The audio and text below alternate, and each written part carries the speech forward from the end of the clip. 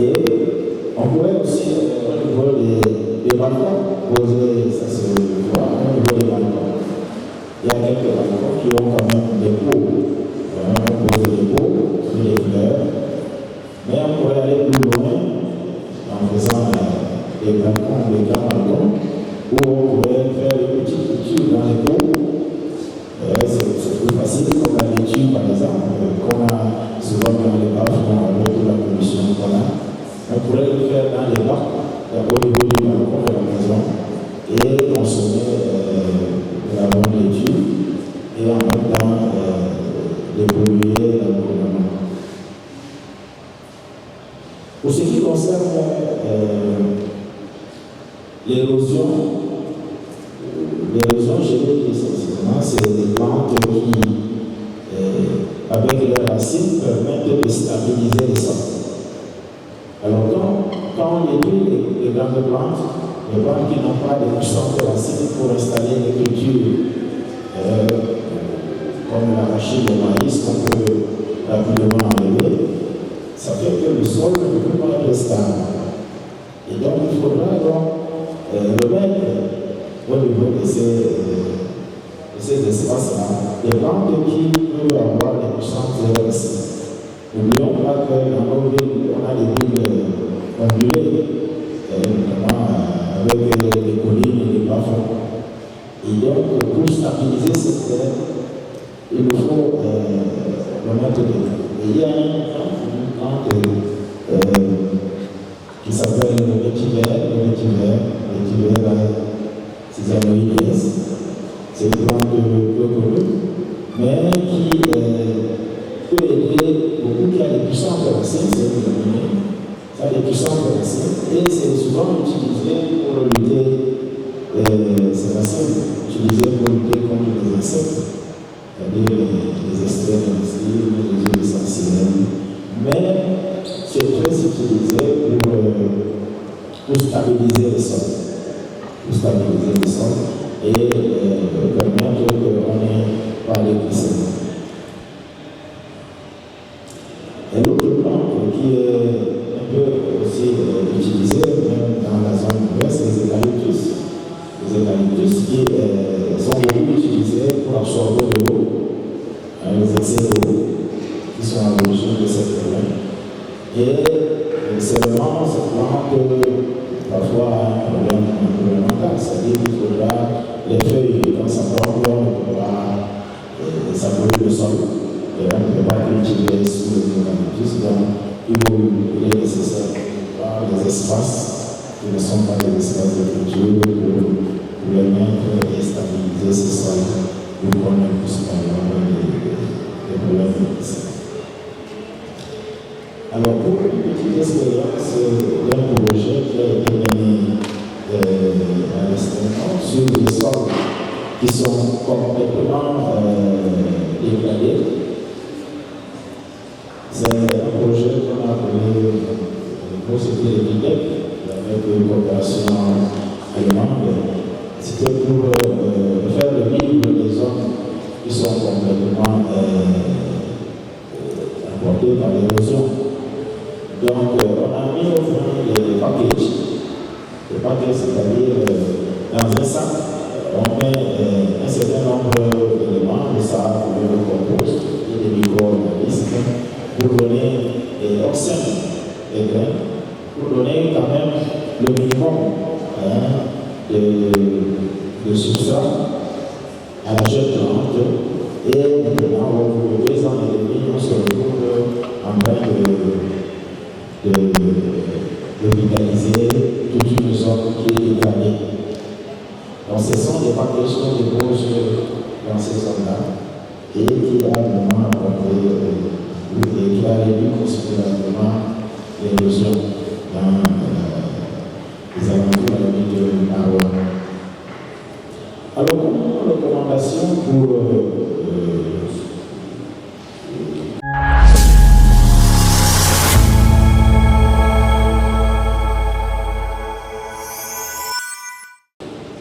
les décideurs, il faudra encourager l'agriculture urbaine en fournissant des espaces c'est la commune, je pense, qui doit trouver des espaces pour que les gens puissent cultiver dans la ville, avec certainement un contrôle de temps. Et pouvoir également sensibiliser les résidents sur l'avantage de cette agriculture, c'est-à-dire que si vous voulez construire une maison de 20 mètres, je ne sais pas, 50 mètres carrés, il faut aussi prévoir un espace vert de 50 mètres carrés pour permettre qu'on puisse avoir une végétation dans cette maison et qui peut contribuer à l'évolution de la ville. Parce que le chantier en lui-même est source de dégradation du sol et qu'il faudra remettre en place. Ça se voit avec les barrages, après le chantier, on essaie de remettre la végétation en place pour qu'on puisse. Sinon, on va avoir des difficultés. Donc, il faut enfin intégrer l'agriculture même dans les politiques d'urbanisation pour la production des villes durables. Et donc, voilà le gouvernement de constituer mon intervention. Et je reviens à la parole au modérateur.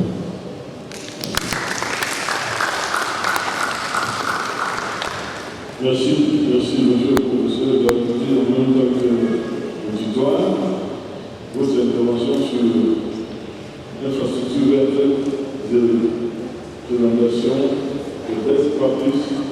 Et vous avez insisté sur best practice sur le cas de l'agriculture urbaine qui peut contribuer efficacement, comme l'a démontré, à lutter contre le changement climatique, à entretenir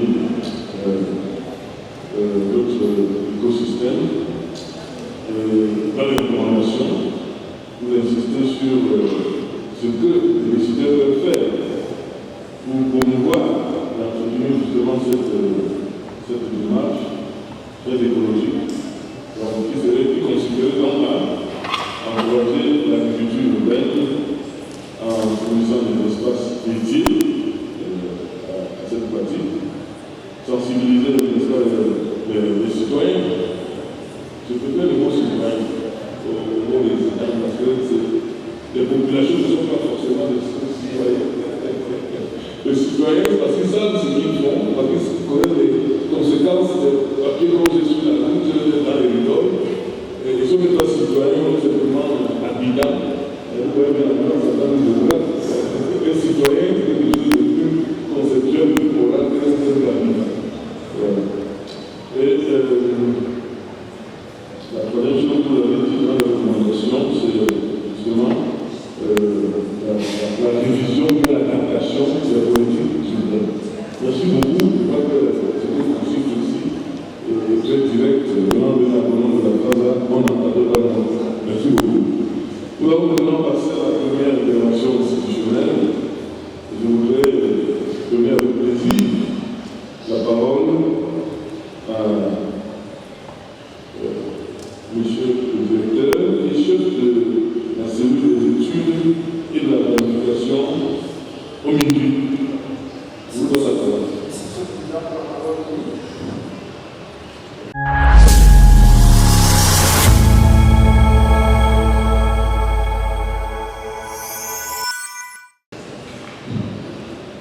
Merci pour la parole donnée. Je vais commencer si avant de commencer pour ce que vous faites assez important de voir la vie des villages chaque temps. Nous pouvons tout voir la vie simplement comme l'adaptation avec l'adaptation végétale. Mais nous sommes déjà faits le changement climatique, c'est déjà de façon claire, en majeure, rapidement de revenir. La présentation va s'articuler en 5 points. L'introduction, l'utilisation de concepts et l'objectif, la gouvernance humaine avec la résilience urbaine, les bonnes pratiques urbaines de résilience, le financement innovant pour la résilience urbaine, un cas pratique, parce que nous avons pu un peu voir comment ça se passe dans la ville de l'État, qui est vraiment sous l'eau, mais qui a trouvé des solutions, je ne vais pas dire chères, mais qui résolvent le problème de population Et je vais finir par une conclusion, une recommandation. Comme je disais, dans le centre de candidature de CGS, inondation et tempête, l'urgence de prendre en compte le développement climatique sur le droit, le développement de nos villes s'impose de plus en plus. Citons les problèmes que nous avons relevés, notamment en Polo, Moitié, c'est parce que nous n'avons pas pu respecter notre planification. Comme une seule situation par les CGS, les problèmes de santé publique, les conséquences du règlement climatique dépendent de gestes au plus de même les secteurs. On va parler de l'agriculture, comme l'énergie, même de la construction. Parce que si nous ne voulons pas des solutions, nous allons toujours affaire à des villes qui sont à la limite inondées parce que nous avons fait le mauvais choix. Il est nécessaire de nous d'apporter une approche intégrée pour la résilience humaine. Je ferai un peu fil de quelques définition notamment de cette résilience, je vais pas la capacité des villes à anticiper, à absorber, s'adapter et transformer face aux chocs et aux problèmes liés au changement climatique. L'intégration de la gouvernance, des finances, de l'inclusion, sur ce sens-là, la résilience humaine, la coordination de ces contrôles pour renforcer la capacité des villes à faire face aux stress, aux chocs, tout en assurant un développement équitable et durable. Donc, si dans notre présentation ce jour, nous allons parler un peu de la violence menacée de la résilience, explorer les métiers de violence, parce que nous, les institutions de droit commun, accompagner nos sociétés pour trouver des solutions, pour financer ces solutions-là. Et enfin, nous allons expliquer par un exemple de résilience, d'une résilience. Nous avons la gouvernance locale, du monde social, dans la résilience humaine en permettant une gestion plus efficace des défis, des crises auxquelles sont confrontées nos vies. Plusieurs actions sont apportées, notamment l'élaboration des stratégies et des plans d'action qui sont demandés pour nos sociétés d'avoir des stratégies de plans d'action de résilience parce que ça que tous les villes, tous nos sociétés sont assujettis à ce problème. La coordination entre les différents acteurs, le renforcement des capacités des institutions locales. Parce que nous savons que la première personne à intervenir, c'est l'éducation locale. Cela se dit qu'il y a des enjeux, notamment d'abord l'adaptation au changement climatique. Il faut intégrer la gestion des risques climatiques dans la démarche. Ne plus laisser ça comme un pas à part, mais plutôt intégrer dans le document, dans la fabrication de notre vie. Maîtriser également, parce que limiter l'expansion entre les villes pour préserver les espaces naturels et réduire les pressions sur les flux de moyens précédents. La Terre disait bien qu'il faut aménager les espaces publics, faut aménager les blocs de voitures, parce que plus nous étalons, plus nous sommes assujettis à des problèmes. Ça veut dire que l'étalement, c'est aussi un classement plus assujetti de notre développement. Il y a le développement durable, la possibilité des risques. Il faut adopter une vision pour voir les risques en combinant les aspects techniques, sociaux et économiques et une finance locale. Impliquer les acteurs de dans la prise de décision, la gestion des risques, en parlant des pays en rapport. Je vais prendre ce temps-là en parlant juste de l'obligation qui sont dans les zones de l'intérêt. D'avoir des obligations qui sont dans les marques, nous savons qu'ils sont toujours à rester à trouver les obligations. Conclusion des échanges avec eux, il est montré la nécessité de se déplacer. Nous avons toujours laissé la table qui est la communication pour venir résoudre le problème pour anticiper sur le développement de nos villes. Comme nous pratiquons, nous avons une validation et une position bien intégrée, un système de résilience, un engagement citoyen pour la synergie pour l'application participe, la gestion des risques, le partenariat et la collaboration dans le fait des réseaux de coopération des villes, les institutions d'entreprise, les citoyens, le parlement avec le président, qui est même ici à la France, pour dire que nous devons pouvoir compter sur nos universités et nos chercheurs pour pouvoir trouver des solutions, et la formation et la sensibilisation.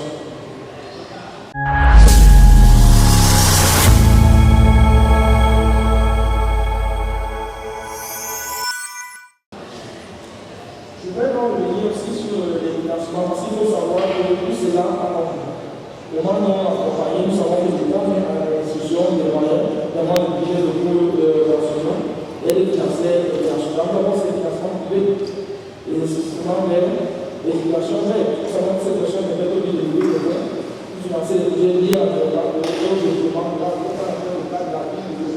où ils ont fait de mondes parties des cadres pour travailler payons les financements pour cela. Le partenariat public-privé, les financements, il faut avoir les fonds de résilience ou bien l'assurance paramétrique. Maintenant, en termes de parce que nous avons bien connu, on mis la texte à un peu d'une ville qui a essayé et qui a réussi dans sa gestion des risques. Je parle avec le président qui a mis sur le point trois axes. La préparation et la prévention, l'adaptation et la transformation, la réhabilitation et la résilience sociale. La préparation et la prévention, c'est l'adaptation qu'on a dit, une bonne habitation et gestion des risques. Des infrastructures durables, la gestion des ressources. Maintenant, en termes d'adaptation et de transformation, on parle de mobilité durable, de logement moderne inclusif, des espaces verts et nature en ville. Parce que plus nous avons tous nos villes qui sont en béton, qui sont faits en béton, plus nous aurons des problèmes. Parce que l'eau a des plus très sécurité. Mais si nous détenons tous nos produits, nous ne laissons même pas l'accès à la terre, nous va pour le chemin et nous aurons ce que nous avons l'habitude d'avoir à la catastrophe. La réhabilitation et la résilience sociale, ça veut dire quoi? Une solidarité et une cohésion sociale, c'est beaucoup de préoccupations là, parce qu'il faudrait pas séparer des patients des points modèles de projet. Les accès aux services essentiels, le soutien aux populations durables. Voilà pourquoi le président a basé son changement. Nous savons que cette domaine-là, elle est en dessous de la mer, mais elle doit difficilement trouver des innovations. Parce que quoi? Ils ont fait 3 points stratégiques, la gestion de l'eau. Le président a développé des solutions de gestion de l'eau pour faire face aux innovations, y compris les systèmes de drainage ouvert et les zones d'innovation. Il y a des zones où il y a pas d'innovation. Vous voyez, on est analysé, on a même des jours là-bas où nous savons qu'il n'y a pas d'innovation, il n'y a pas de risque. Nous avons les infrastructures durables. La ville a investi sur les infrastructures durables, comme les points verts, le président avait en parlé, des murs perméables pour vous donner des solutions pour réduire l'impact des éléments climatiques externes. L'adaptation au changement climatique, c'est là où il y a des mesures d'adaptation au changement climatique dans sa application. On a dit, tout commence par l'application, nous ne pouvons pas toujours être derrière, devant anticiper, savoir bien les zones qui sont difficiles à adapter, comment le faire. En général, on est extérieur à l'élévation du niveau de la mer, du niveau de chaleur. Je vais donc chuter ma présentation en revenant un peu sur l'équation. Nous savons que parmi nous, les chercheurs, il y a certains qui appellent à chaque fois le paradigme vers une nécessaire vision résiliente de l'équation. Donc, ça fait à dire que c'est une solution catastrophique où les conséquences du changement actuel seraient sans issue. Nous avons les rapports des scientifiques qui sont très clairs. Nous sommes en train de faire des changements qui touchent tous les sphères, l'environnement, la terre, les océans, mais dans l'humanité de Paris, de s'adapter en posant des bases logiques, une application bien agencée, des actions bien liées, que quand l'événement arrive, quand il y a des lames ou des sécheresses, on a des solutions. Il ne faut pas toujours attendre que cela arrive pour pouvoir chercher des solutions. Agir de manière résiliente, donc nécessite déjà un suivi de connaissance de l'énergie. Quand nous voyons qu'on va avoir une luminosité, du fait d'avoir un diagnostic de changement climatique dans notre pays, parce que chaque ville, il y a des réalités. On ne peut pas voir une seule réalité pour tous les pays, mais chaque ville a un barème précis. Ça, c'est composé donc de réalités sociales, territoriales, des solutions à la vie. Chaque ville doit disposer d'une réaction précise, actualiser les risques. Si c'est cette exigence que nous voyons de l'air de bleu, de l'ensemble, il y a des gens qui ne connaissent pas, ils savent qu'il y a des choses. Et comment vous définir comment est gérée ces situations, elles se produisent. Pour achever, donc, pour ce problème, il faut réfléchir pour nos pays, une gouvernance intégrée, pour pouvoir diminuer l'éducation de l'ensemble des acteurs. Les parties de l'âme qui sont deux étudiants qui pas travailler avec la gouvernance et lier les acteurs de groupe. Ceci, en fait, s'assurer que la proposition des solutions adaptées différentes de la vie des territoires sont, je peux dire, une solution de la commune, pas seulement du maire, pas seulement des élus locaux, mais même les populations qui sont les premiers bénéficiaires. En résumé, la résilience humaine face au changement climatique est un défi complexe qui nécessite une approche globale. impliquant comme ça la gouvernance, le financement, l'engagement citoyen. Il est donc essentiel de mettre en place une stratégie bien adaptée, d'intégrer la gouvernance dans les politiques humaines et surtout d'impliquer tous les acteurs concernés pour construire des villes gérables et résilientes. Merci.